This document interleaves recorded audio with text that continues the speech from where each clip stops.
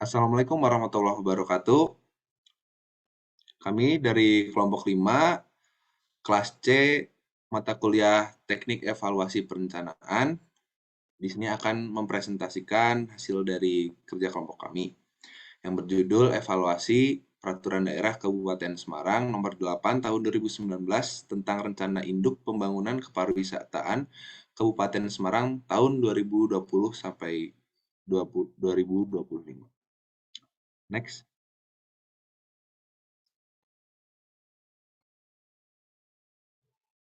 Kelompok kami beranggotakan 3 orang, yaitu ada saya sendiri, Nur Cahyo Prabowo, dengan NPM 10070319055, kemudian ada Deden Rizky sebagai ketua kelompok, dengan NPM 10070319021, dan yang terakhir ada Darul Iman, dengan NPM 10070319008.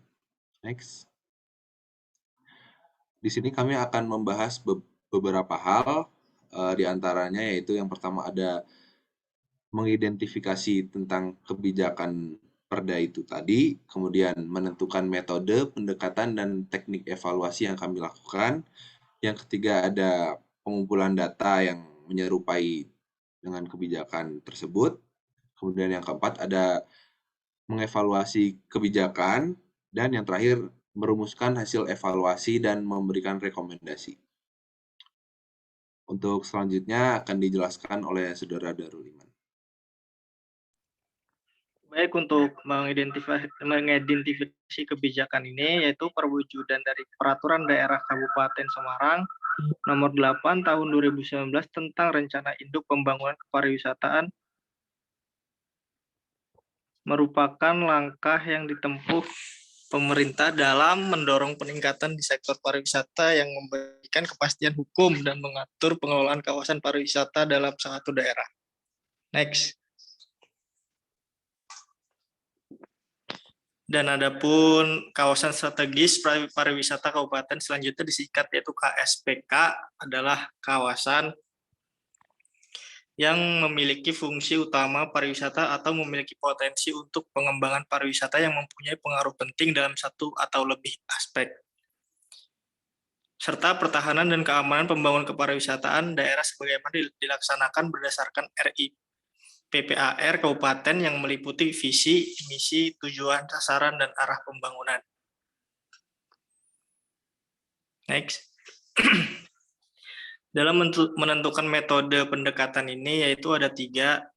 Pertama, metode pendekatan sama teknik evaluasi. Nah, untuk metode sendiri yaitu yang digunakan itu metode penelitian kualitatif dengan pendekatan deskriptif. Yang kedua, pendekatan yang mana berdasarkan uraian yang telah dikemukakan di atas dapat disimpulkan bahwa penelitian ini menggunakan pendekatan kualitatif karena semua data yang diperoleh dalam bentuk hasil interview dan tatap muka.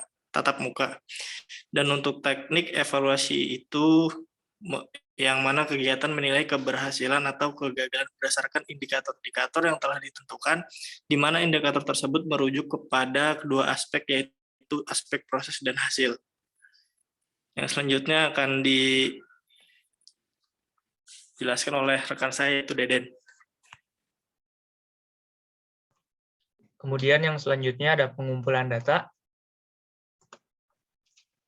Cara yang digunakan dalam bentuk pendataan di sini itu berupa literatur, ada buku-buku, makalah, jurnal, dan beberapa hasil lainnya, yang mana sebagai acuan bagi penelitian ini dalam menyusun kebijakan evaluasi mengenai Peraturan Daerah Kabupaten Semarang Nomor 8 Tahun 2009 tentang Rencana Induk Pembangunan Kepariwisataan Kabupaten Semarang tahun 2020 sampai 2025. Kemudian langkah selanjutnya itu dalam menganalisis datanya untuk memecahkan suatu permasalahan yang terjadi itu menggunakan analisis deskriptif kualitatif, di mana menggunakan data yang sudah ada, kemudian menyaring kembali data yang akan dicari, hubungan yang terjadi, persamaan, dan makna yang dianggap penting dari proses kebijakan evaluasi mengenai kebijakan yang diambil.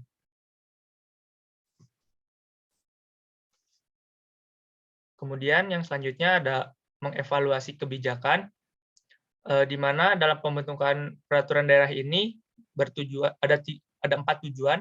Yang pertama, pedoman pembinaan dan pengembangan kawasan pariwisata, daya tarik wisata, sarana, prasarana wisata, pemasaran wisata, promosi, kelembagaan kepariwisataan, sumber daya manusia kepariwisataan, serta investasi pembangunan bidang kepariwisataan. Yang kedua, pedoman bagi pengawasan dan pengendalian pengembangan pariwisata dan daya tarik wisata. Yang ketiga, pedoman penyusunan rencana pembangunan daerah sektor pariwisata. Yang keempat, ada penjabaran pemanfaatan ruang sektor kepariwisataan berdasarkan rencana tata ruang wilayah Kabupaten Semarang.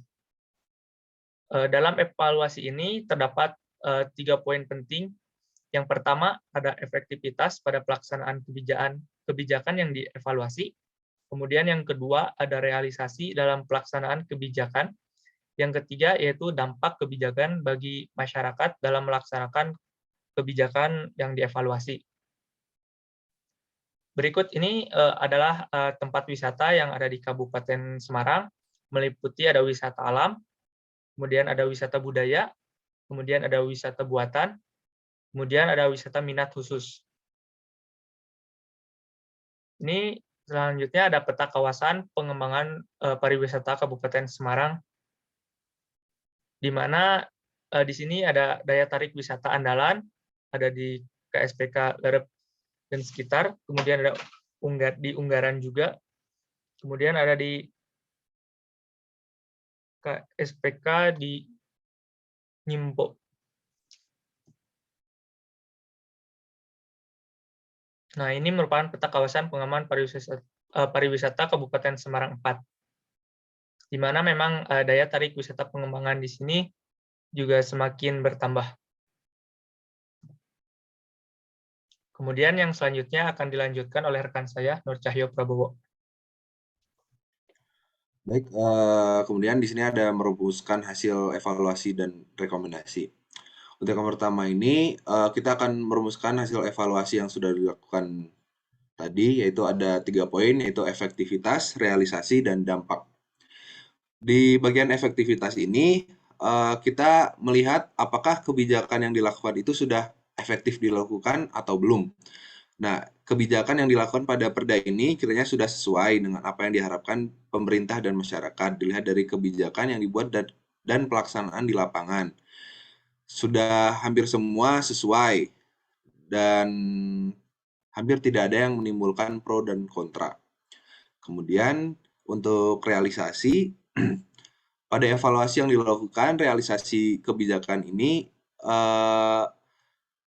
melihat apa yang sudah dilakukan pemerintah atau dinas terkait dalam melaksanakan kebijakannya. Kemudian pada Kabupaten Semarang ini kita lihat ada 41 destinasi wisata yang hampir semuanya semua destinasi wisata itu sudah yang diatur oleh dinas terkait dan sudah tersusun dalam peraturan Bupati tentang rencana detail pembangunan kawasan strategis pariwisata Kabupaten atau KSPK tadi.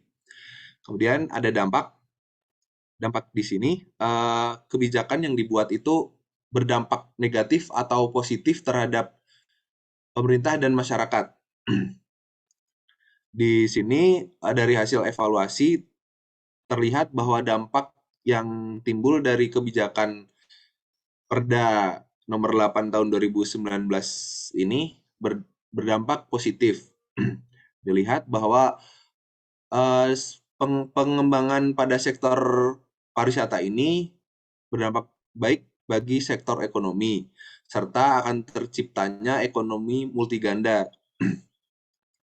Berarti pada pengembangan pariwisata ini berdampak baik tidak hanya pada sektor ekonomi, tetapi pada sektor lain dan subsektor yang ada di Kabupaten Semarang. Kemudian dampak bagi masyarakatnya sendiri, terutama bagi masyarakat menengah ke bawah dan masyarakat yang ada di sekitar kawasan wisata itu. Masyarakat itu berpeluang besar mendapatkan dampak positifnya. Meskipun hal ini hal ini perlu adanya kewaspadaan terhadap dampak negatif, tetapi kebijakan yang sudah ada membuktikan bahwa terdapat banyak hal positif yang sudah diberikan. Next.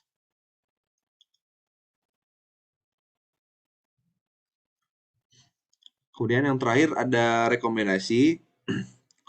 Berdasarkan hasil dari evaluasi kami merekomendasikan kepada pemerintah Kabupaten Semarang untuk lebih meningkatkan kinerja dari kebijakan yang telah dilakukan. Terlebih lagi terhadap masyarakat, tidak hanya masyarakat yang ada di sekitar kawasan wisata, namun juga masyarakat yang lebih luas. Diharapkan dapat berdampak positif bagi masyarakat luas di Kabupaten Semarang. Kemudian walaupun kebijakan ini belum sepenuhnya dilakukan, kami harap pemerintah kabupaten bisa melakukan dengan segera, mengingat waktu yang dicanangkan adalah 5 tahun, yaitu dari tahun 2020 sampai tahun 2025.